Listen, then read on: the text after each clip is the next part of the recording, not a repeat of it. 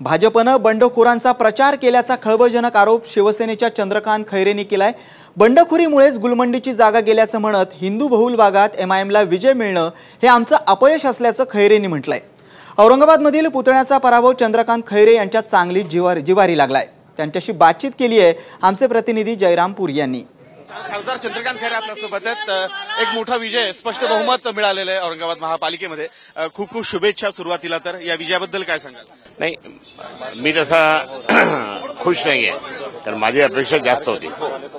मुख्यमंत्र्यांची माझी अपेक्षा जवळपास 65 होती, परंतु 65 आम्हाला नाही मिळाले, कमी मिळाले, इतकं झालं। पण यामुळे म्हणजे हे आता तुम्ही जी खंत व्यक्त केली आहे, ही खंत व्यक्त करण्यामागे बंडखोरांचंच सर्वात मोठं। मी अनेक वेळेस सांगत होतो की हे 22 लोक निवडून येतील, एमआयएमचे लोक, पण कोणाच्या लक्षात नाही आलं, हिंदू लोकांच्या लक्षातच नाही आलं। हिंदूंनी जर हे केलं असतं, आता पण चांगल्या चांगल्या जागा आमच्या पडल्या ना त्याच्यामुळे, आणि हिंदूंनी त्या ठिकाणी बंडखोरी इतकी की त्याला काही म्हणजे सीमाच नाही। लोकांना सगळे नगरसेवक असं वाटतं, प्रत्यक्षात काम किती करतात आपल्याला रोज माहिती आहे। बरोबर आहे। गालबोट लागलं थोडंसं विजयाला, ते म्हणजे महापौर आणि आपला पुतण्या। नाही, गुलमंडी दोन्ही महापौर पडले, म्हणजे याच्या दोन्ही ज्या महापौर होत्या 5 वर्ष, घोडेले आणि कल्ला होते, दोघी पडल्या। तिथे बंडखोरे झाले, दोन्हीकडे बंडखोरे झाले।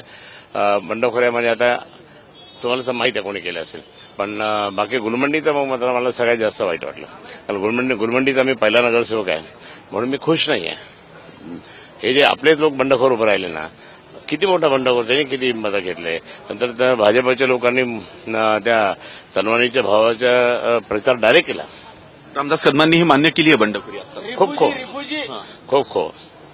खूप आणि त्याच्यानी म्हणजे कुठे प्रामाणिकपणा राहिला हे पण आहे। काही वेळापूर्वी आपल्या काही लोकांकडनं, समर्थकांकडनं तिथे हाणामारीचाही प्रकार झाला गुलमंडीमध्ये झाला। आता तो ठीक आहे, मिटवावं लागेल, पण आता हे काही ना काहीतरी जरा जास्त वाढत जाईल असं मला वाटतं। परंतु हा जनतेचा रोष आहे असं म्हणता येईल पाणी आणि रस्त्यांबद्दलचा। नाही, एक सांगतो मी तुम्हाला, इतका अपप्रचार मीडियानी आणि विरोधी पक्षांनी केलेला आहे। अहो, मी स्वतः जवळपास भांडून त्या ठिकाणी ही योजना आणली। तुम्ही ही योजना कॅन्सल करा आणि नवीन योजना करा, 1500 कोटी लागतील, 1500 कोटी। हे कोणाला कळत नाही, मी प्रामाणिक मन तोडून सांगतो, तरी काही लोकांनी करतात। समर्थनगरमध्ये सुद्धा काही आमच्या लोकांनी त्या ठिकाणी हितचिंतकांनी ह्या पाण्याच्या बाबतीत खूप गैरसमज केला होता नागरिकांमध्ये, सांगितलं मला अनेकांनी, पण मी त्यांना एक्सप्लेन केलं सगळं, हे ते झालं असं आहे। विरोधात 22 नगरसेवक असणार आहेत एमआयएमचे। नाही, एमआयएमचे 22 नगर, आता हिंदू मुस्लिम होणार।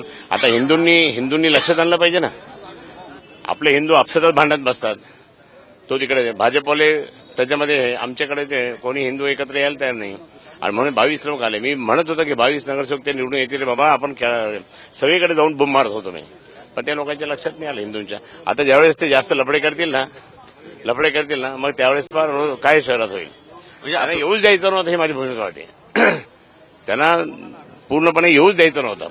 आपण सर्व हिंदूंनी एकत्र केलं असं, पण हिंदू आपसातच भांडणारे खूप आहे ते। आता शिवाजी महाराज पासून सगळं हे चालतंय। आपल्या एका डोळ्यात आसू आणि एका डोळ्यात हसू आहे असं म्हणता येईल। नाही, मी हसू नाहीच, मला दुःख झालं आणि पुतण्या, मला मुलाचं काही नाही, तो त्याच्या याच्याने आला असेल।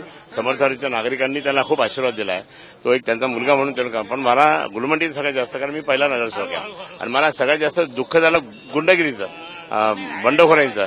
त्याचप्रमाणे एमआयएम सारखा मी सांगत होतो, कोणी ऐकलं नाही, 22 जागा येतील त्यांच्या सांगत होतो, ऐकलं नाही कोणी, असं बरोबर नाही झालं। औरंगाबादकरांना काय सांगाल? पण मी आहे स्ट्रॉंग, आहे, शिवसेनेचा खासदार आहे मी, आणि मी दाखवून दिला आता काय, मी आतापर्यंत मी चूप बसलो होतो, आता मी नाही चूप बसणार।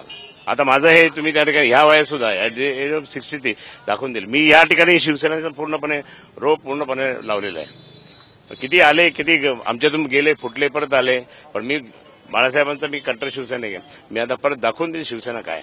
औरंगाबादकरांना आमच्या माध्यमातून संदेश नाही, मी संभाजीनगरच्या सर्व जनतेला त्या ठिकाणी आम्ही जे वचन दिले ते पूर्ण करणार। केंद्र सरकारचा निधी त्या ठिकाणी मी आणतो, अजून आणणार।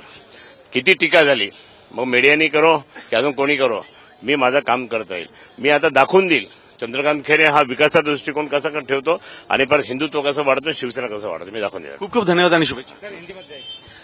हे होते चंद्रकांत खैरे। एमआयएमचं तगडं आव्हान त्यांनी मान्य केलेलं आहे आणि 22 नगरसेवक एमआयएमचे येतील हे त्यांना आधीच माहिती होतं असंही त्यांनी गौप्यस्फोट या ठिकाणी केलेला आहे। आणि आता यापुढे औरंगाबादकरांना विकासाचं राजकारण नक्कीच पाहायला मिळेल आणि त्यासाठी युती सज्ज असेल असंही त्यांनी सांगितलंय। कॅमेरामॅन मिलिंद घागसह जयरामपुरी, साम टीव्ही, औरंगाबाद.